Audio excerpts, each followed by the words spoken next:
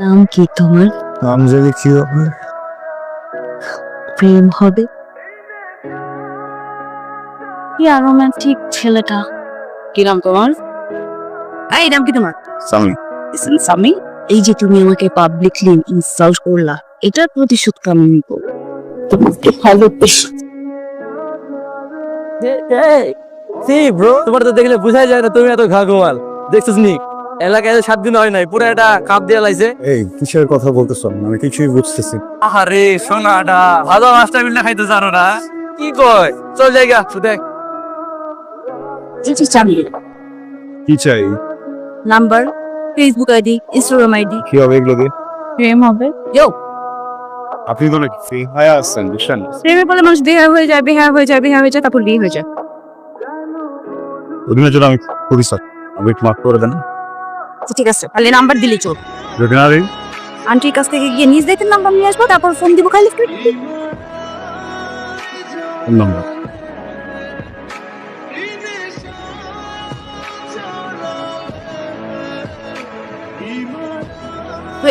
পাখি এত easily number দিয়ে দিল। নাম্বার তো পাইছি। তাদের নিচে নাম, তোমার জন্য একটা সারপ্রাইজ আছে। আন্টি, আমি সামির গার্লফ্রেন্ড, আপনাকে সালাম করতে আসলাম। কি? আরে বাহ, তুমি কি সত্যি সামির গার্লফ্রেন্ড? জি আন্টি।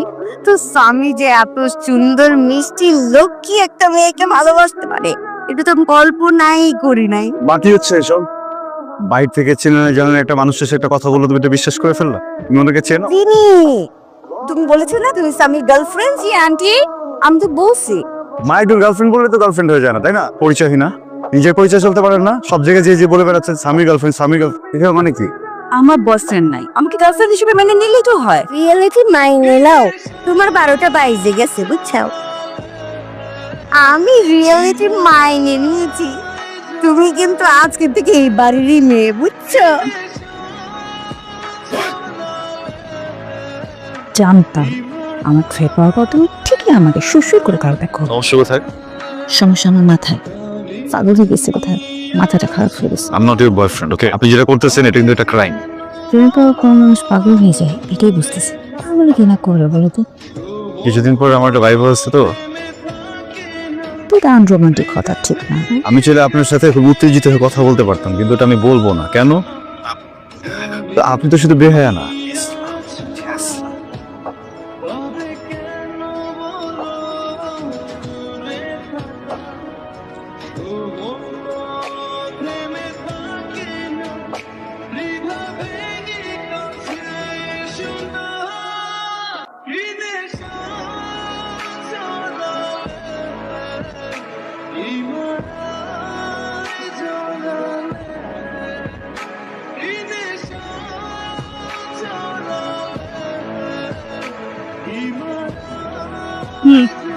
তোমার ছেলের যে অবস্থা, আমাকে চোরকির মতো ঘোরা। আচ্ছা বলতো, ও যখন পেটে ছিল আর তুমি যখন প্রেগনেন্ট ছিল, কি কি খেতা বলতো?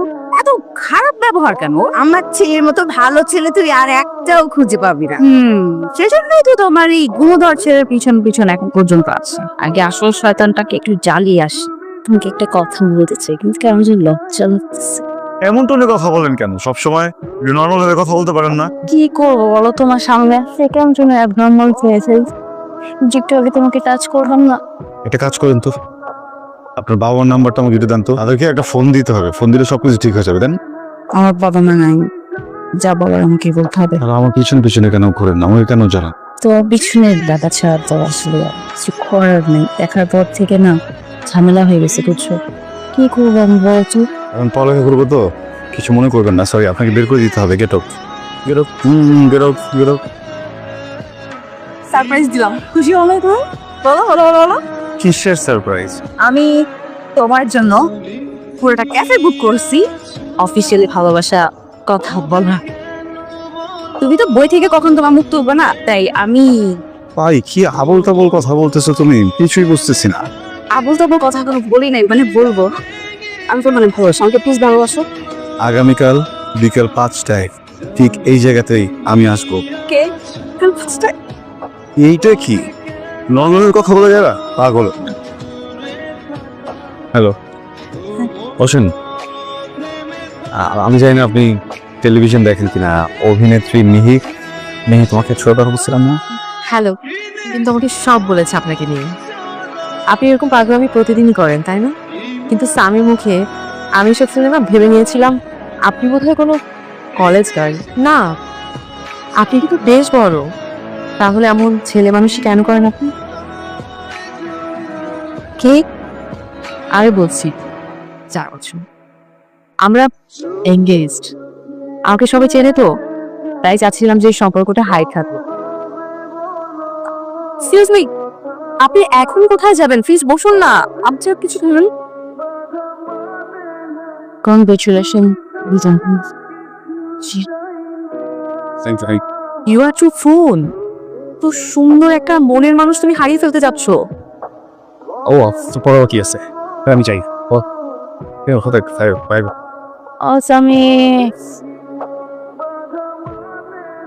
আমি প্রবলেম আমার বলো তো।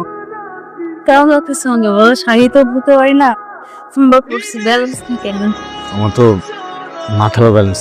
তাহলে একটা প্রশ্ন উত্তর দাও, তুমি তোমার গার্লফ্রেন্ডকে কেন ভালোবাসো, আমাকে কেন বাসলো না?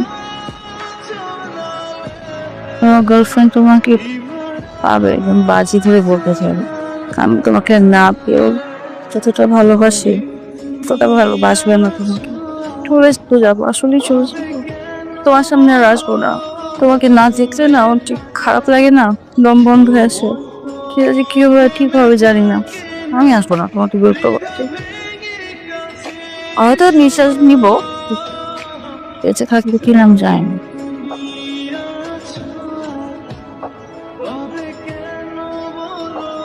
আপনি কি জানেন যে আপনার এই জব হবার পেছনে একটা স্ট্রং সুপারিশ ছিল?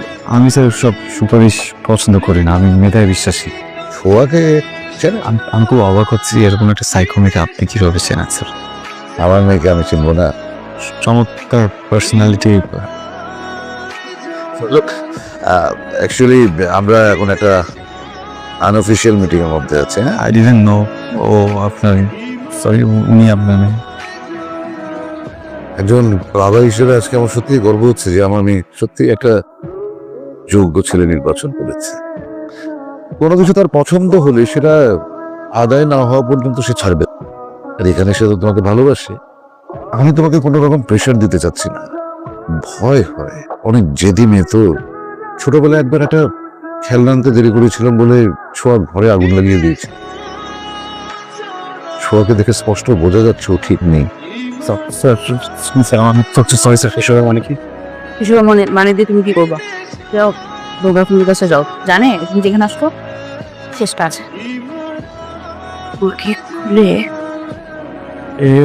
আরে সবকিছু না একটা লিমিট থাকে। আমি বাঁচে মরি তাতে তোমার কি যায় আসে? যে মানুষটার জন্য তোমার দম আটকায় যায়, যার জন্য মরেও যেতে রাজি, ওই মানুষটার কথা বুঝলাম, সব বুঝলাম।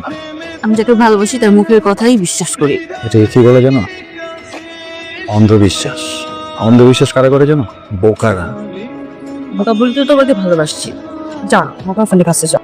ওখানে আসছে মানে অভ্যাস হয়ে গেছে একটা মানুষের পাগলামির। ওই মেয়েটা পাগল না। আমাকে বলে লাভ কি? তোমার গার্লফ্রেন্ডকে বলো পাগলামি করতে। তোমার গার্লফ্রেন্ড অভিনয় করে, পারফর্ম। সরি, আমি তোমাকে অনেক জ্বালাইছি, তার চাইতে অনেক বড় ক্রাইম তুমি করছো। সেটার পানিশমেন্ট কি হওয়া উচিত সেটা তুমি ঠিক করো। ডিসাইড করে শেষ। 60,000 টাকা বেতন, বিয়ে করবো, অনেক ভালোবাসি।